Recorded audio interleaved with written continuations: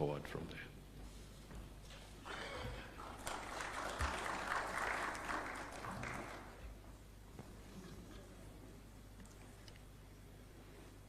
Your Excellencies, Heads of State and Government, Your Excellency Musa Faki Mohammed, Africa Union Commission Chairperson, distinguished guests, ladies and gentlemen, on behalf of the government and people of Kenya, I extend a very warm welcome to you all, and it is my profound honor that Your Excellencies have graciously accepted my invitation to participate in this extended Bureau retreat on Africa Union institutional reforms. Your presence here reaffirms the unity of purpose that binds us together as we chart the course for Africa's future. I have convened this retreat as the champion of the Africa Union institutional reforms following the assignment Your Excellencies gave me during the 37th Assembly of Heads of State and Government in Addis last year. This retreat is an opportunity to pause, reflect, and refocus our collective energies towards an African Union that is robust, efficient, and most importantly, fit for purpose. As Your Excellencies will recall, I was tasked with the role of re-energizing the reform process by ensuring the outstanding reform priorities are concluded as soon as is practicable. These reform priorities include the restructuring of the remaining Africa Union organs, institutions, and offices, as well as the study on the division of labor between the Africa Union, regional economic blocs, and states. I was also tasked with reporting on the progress of reform implementation during the forthcoming ordinary session of the Assembly in February next month. Today, we stand at a crossroads, a juncture marked by complex geopolitical developments, economic challenges, and an unprecedented social transformation.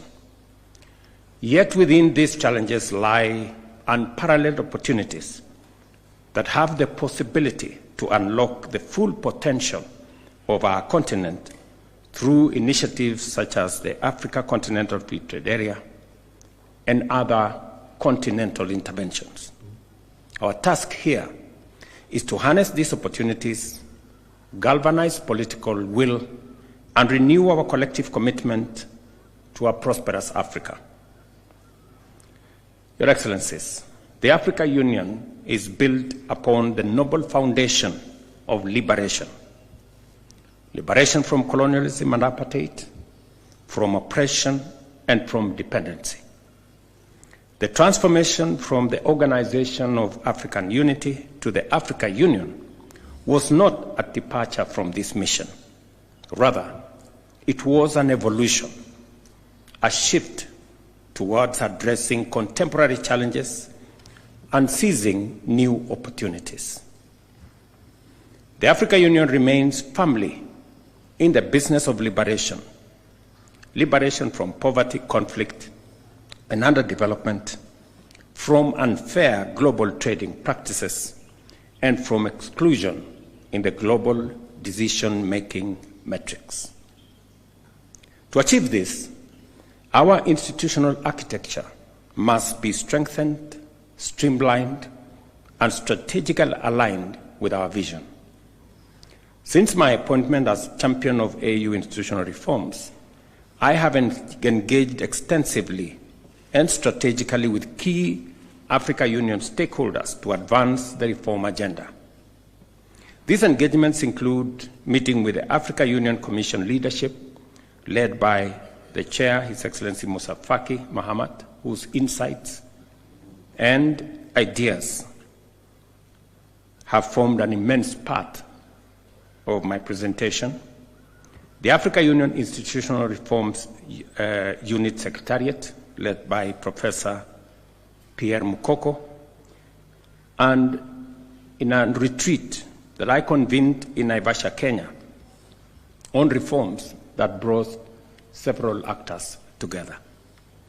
Additionally, I have held consultative meetings with the Permanent Representatives Committee in Addis Ababa, the leadership of the Pan-African Parliament, led by Chief Fortune Charumbira, as well as Dr. Donald Kaberuka, the AU representative for financing the Union, here in Nairobi. I wish to thank my dear brother, His Excellency Paul Kagame, President of the Republic of Rwanda, for the outstanding work he did as the pioneer champion of the AU institutional reforms. I commend him for his dedication and achievements in advancing the reform agenda of our organization. Excellencies, the road ahead demands bold leadership and unwavering commitment. Given that the implementation of the reform priorities is a political process, it is my view that execution should continue to be guided at the level of heads of state and government. I shall therefore be proposing to recommend to the Assembly, of course with your concurrence, the formation of a committee of heads of state and government of the African Union on AU reform to oversee this process. This will ensure sustained momentum, strategic oversight, and collective ownership of the reform process. I invite this August gathering to provide guidance on the appropriate formula for representation in the committee. To give focused attention to AU reform momentum, I'm also requesting that we consider the possibility of convening an extraordinary summit of heads of state and government later this year. Ladies and gentlemen, to realize the objective of the Africa we want as outlined in Agenda 2063, we must reinvigorate our political resolve to embrace African Union reforms, institutional reforms. These reforms are fundamental to transforming the African Union into a robust institution capable of securing a progressive and united Africa. A prosperous, integrated, and globally competitive Africa is within our reach, but only if we act with urgency, unity, and single-minded resolve. Your Excellencies, the continent is facing unprecedented challenges regarding peace and security. Conflict continues to rob Africa of its potential, costing the continent an estimated $18 billion annually and displacing millions of people. Africa today is home to 35 million internally displaced persons, 8.9 million refugees, 1.1 million asylum seekers, and 1 million stateless people. Between April and June 2024 alone, a total of 1,000 terrorism incidents were recorded across Africa, resulting in 4,818 deaths. This is an existential moment for our continent.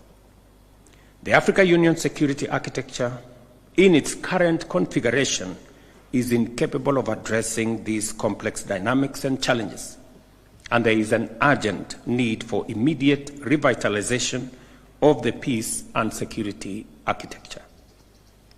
The African Union's presence in regional hotspots remains weak, fragmented, and under-resourced.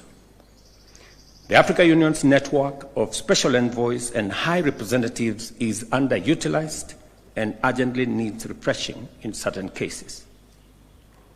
As peace is the key precondition for development, it follows, Excellencies, that our continent's developmental goals are being hindered by these destabilizing forces. Strengthening the performance and effectiveness of Africa Union peace support operation is a strategic imperative given the volatile, complex, and interconnected nature of threats to collective peace and security. The fight against terrorism on our continent remains fragmented, reactive, poorly resourced, and uncoordinated. Developing, therefore, a comprehensive plan of action for countering terrorism in Africa, as foreseen by the 2022 Malabo Declaration, cannot wait any longer. I urge you, my esteemed colleagues, to reflect deeply on how we can further fortify our peace and security architecture. One pertinent proposal is to convene a high-level panel of Africans or professionals, perhaps 3 experts, to conduct a comprehensive review of our AU peace and security framework.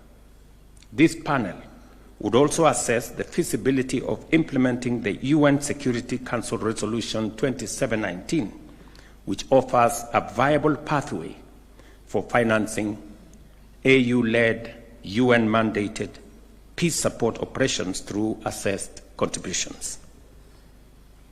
Excellencies, ladies and gentlemen, it is regrettable that despite the Assembly's decision to limit the summit agenda to 3 strategic items as outlined in Decision 635, the agenda continues to remain excessively complex and time-consuming.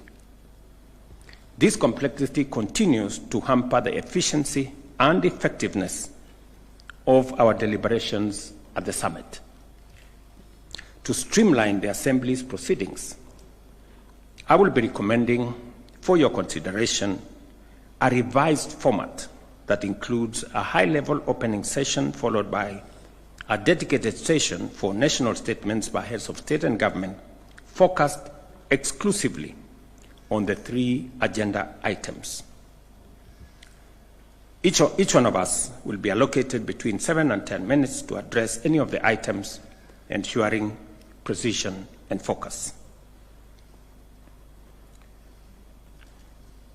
At the close of the Assembly session, the Chairperson of the Union and Chairperson of the Commission will issue a communiqué that encapsulates the deliberations and outcomes of the summit.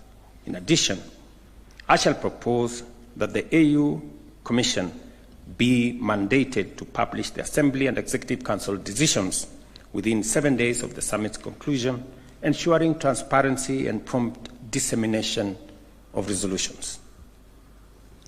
Excellencies, dear colleagues, Africa possesses the possibility and the capabilities and resources to finance herself sustainably and adequately. The revitalization of the Africa Union Peace Fund has been a commendable step forward, but we must consolidate these gains and set even more ambitious financing targets. A higher endowment for the Peace Fund is essential.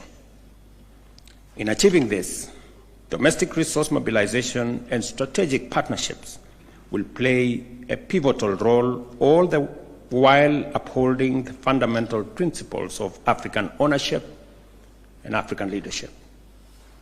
Since 2020, the Africa Union budget has remained stagnant despite the increasing scope of our mandates and the creation of new institutions.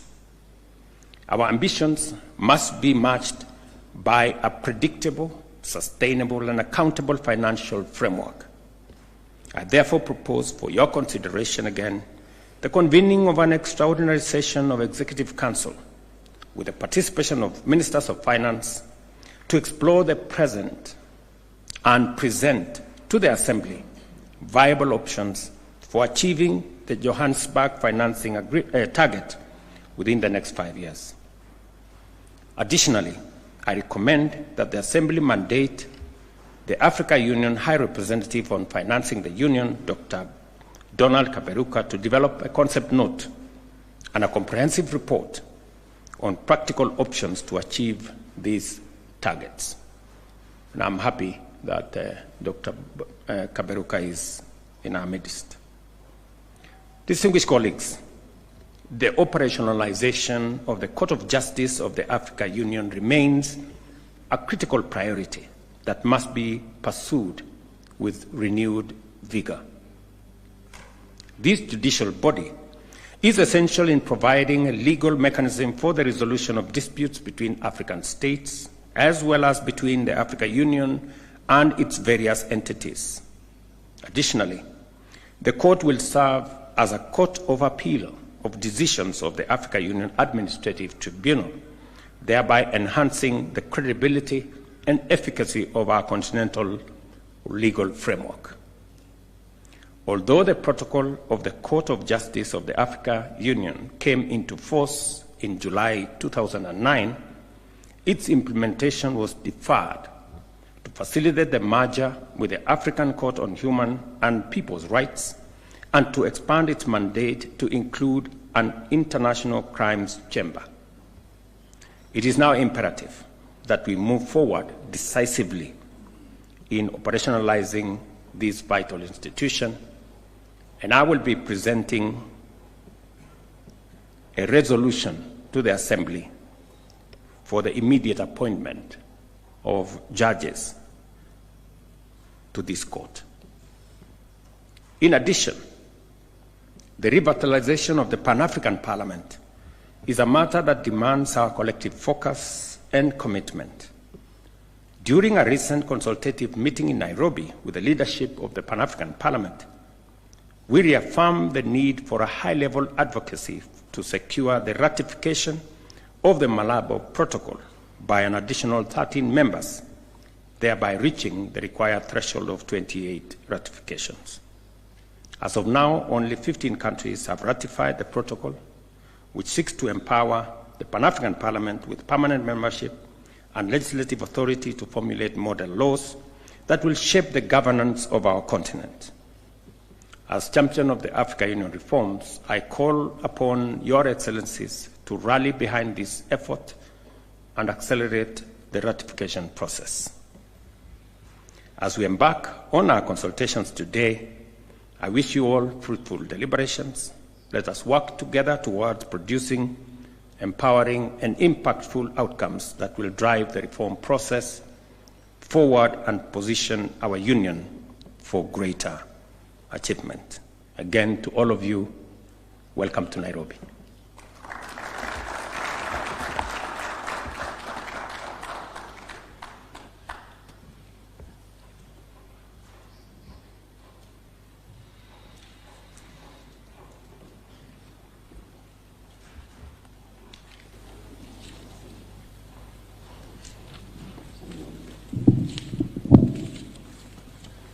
Your Excellency, with your